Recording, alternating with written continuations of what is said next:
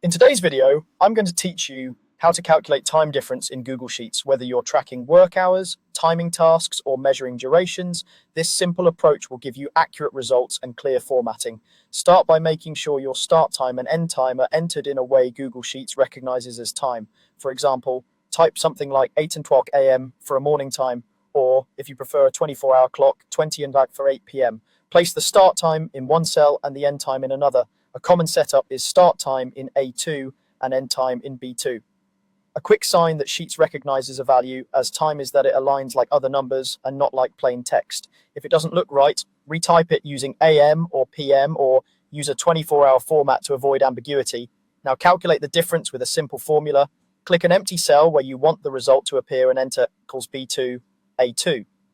This subtracts the start time from the end time. You can press enter to see the outcome and then fill the formula down if you have more rows to calculate. At first, you might see a decimal number like 0.5 instead of a time. That's normal because Sheets stores times as fractions of a day. For instance, 0.5 represents half a day or 12 hours. To display the result as hours and minutes, change the cell's format. Go to the top menu and choose Format, then Number, then Duration. Your result will switch to a friendly format such as 230 for 2 hours and 30 minutes.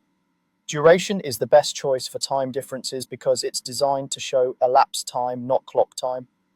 If your end time happens to be on the next day, say you start at 10:00 p.m. and finish at 6:00 a.m., you'll want to prevent a negative result.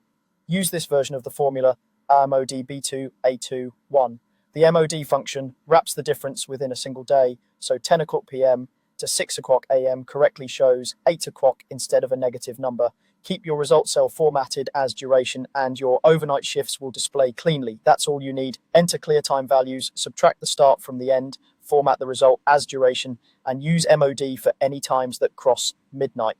With these steps, your sheet will reliably show the time difference for any schedule.